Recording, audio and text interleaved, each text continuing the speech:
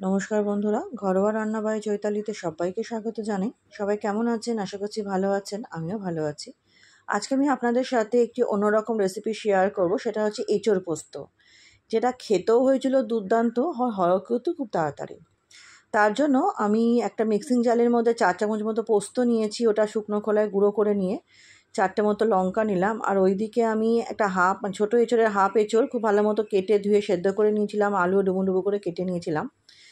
তারপর কড়াইতে আমি 3 চামচ মতো তেল দিয়ে সাদা জিরে আর এলাচ ফোড়ন দিচ্ছি। আপনারা চাইলে কালো জিরে দিতেই পারেন, আমি সাদা জিরে দিয়ে এঁচোড় পোস্ততে দিয়ে আলুগুলো নুন হলুদ দিয়ে খুব ভালো মতো আমি ভাজা ভাজা করে নেবো। আলু ভাজা ভাজা হয়ে গেলে এঁচোড়গুলো দিয়েও তেলে একটু নাড়াচাড়া করে নেবো।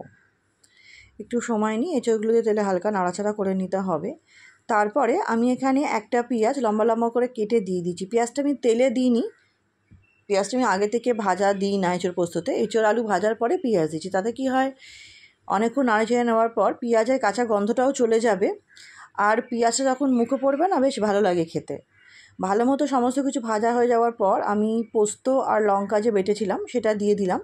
সেটা দিয়ে এঁচোড়ের সাথে খুব ভালো মতো আমাকে মিশিয়ে নিতে হবে। প্রথমে এর মধ্যে আমি একটু নুন আর হলুদ দিয়ে দিলাম, দিয়ে খুব ভালো মতো নাড়াচাড়া করে আমি একটু কাশ্মীরি লঙ্কার গুঁড়োও দিয়েছিলাম রঙের জন্য।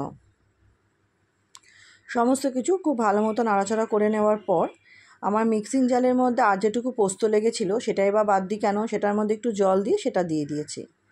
দিয়ে সমস্ত প্রসেসটা আমাকে ওই মিনিট 3 মতো সময় নিয়ে নাড়াচাড়া করে নেবো। আমি কিছুক্ষণের জন্য ঢেকে রেখেছিলাম, কিছুক্ষণ ঢেকে রাখলে আরও কিছুক্ষণ যাতে মজতে সময় দিতে পারি।